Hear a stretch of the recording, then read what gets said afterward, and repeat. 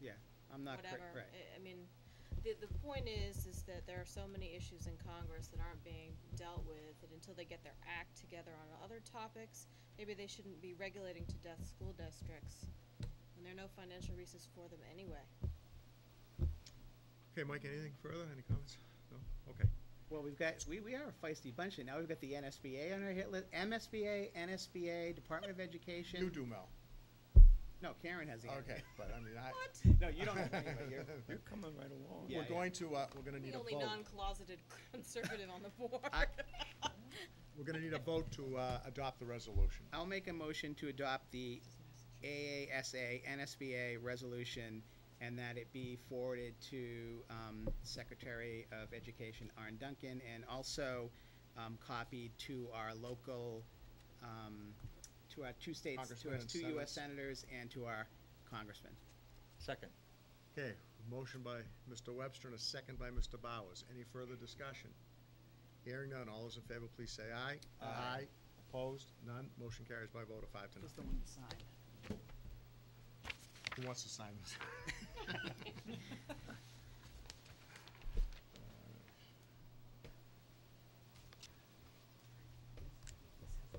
Oh, you can actually just scan it in and email it. You can give that to Ian.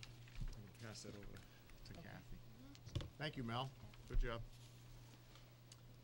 Next on the agenda under new business, we have the fiscal year 2012 circuit breaker update. I'm going to ask Kyle Nelson. We have a memo from our state representative, Brad Jones, dated back, I think, July 1st, regarding Chapter 70 money, but also unrestricted general government aid. And I'm not sure this is good news or not, but it seems like there's some money coming, some money going. So Kyle, I'll turn it over to you.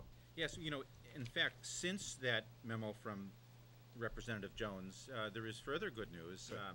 The governor's budget has a provision, this is a first, from my experience, where all of the reversions, or a portion of the reversions that the state agencies identify, will in fact be redistributed in a special redistribution this fall to cities and towns to replace some of that local aid reduction that the cities and towns received this year. And the preliminary formulas appear to suggest that it will be at least replacing the dollars on a year-to-year basis they lost. So that's not a circuit breaker issue, Right. but that's some good budget news. As to the circuit breaker, it's unlike other state allocations.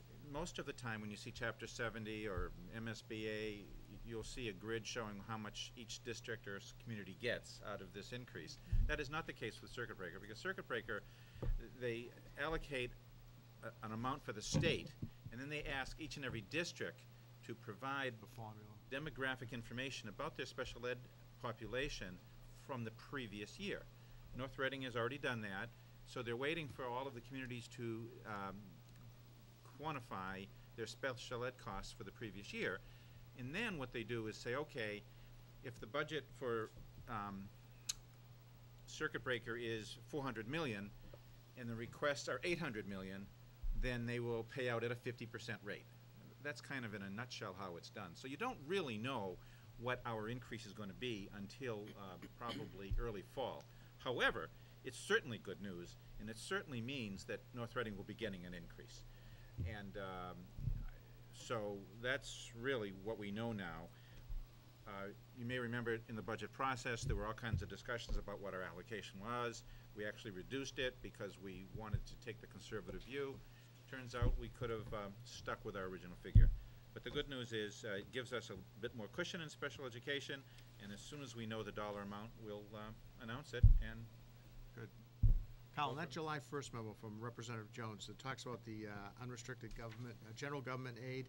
yes. And it looks like a reduction. Is that a reduction? Is that the amount of reduction that the town is Well, looking at? that's what's up That's for. in the budget. Yeah. Okay. Whether it will be that $108,000 that you referred to is unclear. Okay. But that is the dollar amount that will be subject to the reversions. Okay. Right, so what the hope is that that 108,000 will be covered by the reversions Right, come that go back back to to cities and us. towns, yeah. Come back to us. Any other comments or questions for Kyle? I do, and it may not be related to this, but, so we had cut some things out of the programs due to the fact that we thought we weren't gonna get enough state aid to cover some of that. Are we gonna be able to implement some of that back into the program? And have we thought about it or looked at it yet? You know, Like we- Or prioritized it? Superintendent and I had this discussion a couple times, and I think what we're hoping, one of the things that was hit most this year was professional development. Right. So, the good news about something of that nature is, it's never too late to put those dollars back in. And I think that the prudent thing to do is, working under the superintendent's direction, make a prioritized list of what areas should be replaced, present that to the school committee once we know. Okay, good. Right. Now, that money, the reversion money, we're talking right now about the circuit breaker, but the reversion money, will that go directly to the selectmen, or will that come, I They'll would have to think so. reappropriate it, I would think Okay. so, yep. okay, so it won't be available until town Town meeting. meeting in Okay. October. Yeah. right, Unless the general laws are written in such a way as to bypass that. That has happened before. yeah. Okay, any further questions on that? Okay, moving on. It looks like Kyle's done a great deal of work early in the process on the fiscal year 2012 budget booklet that we have in front of us. And again, I'll turn this over to Kyle if he wants to Sure. summarize the. Sure, budget. thank you. You know, this is the detail of the school budget that the school committee approved and It's a lot of town detail. meeting appropriated. There are no surprises in here. This represents the increases that the superintendent described in earlier meetings.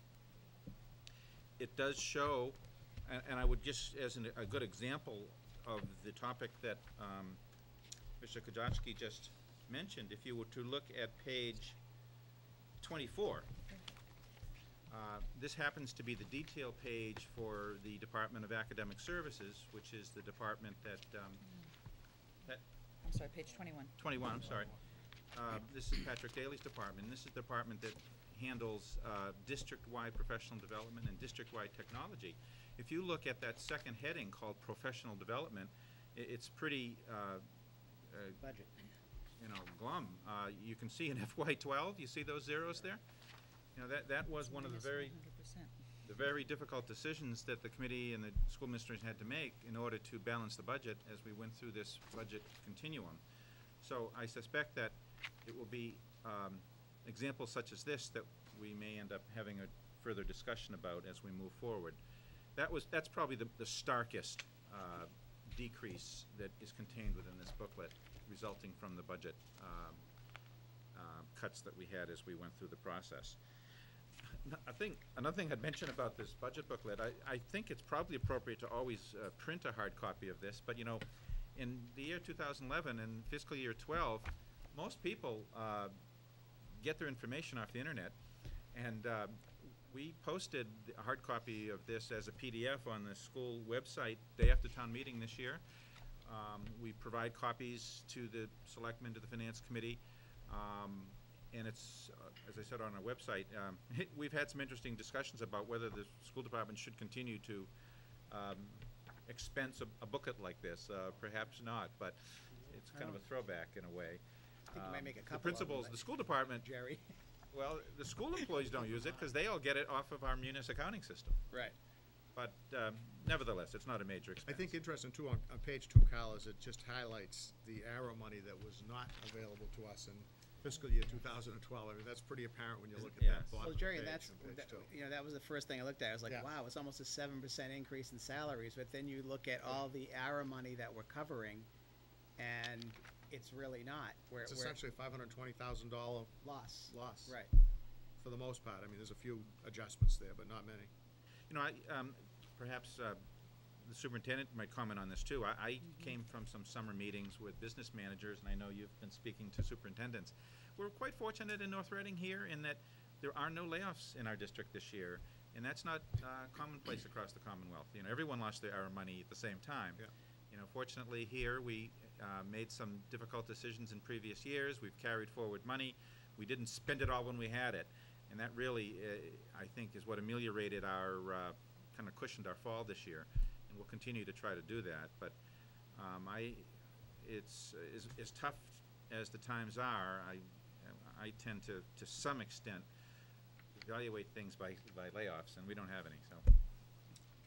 Okay, any further questions on the fiscal year 12 budget? There's just one point I'd like to make, and in this year's budget, FY12, I just want to remind people that we still have one-time stimulus funding supplementing our budget That to the tune of $340,000. $339,000, yes, Right. yes. So that won't be with us next year.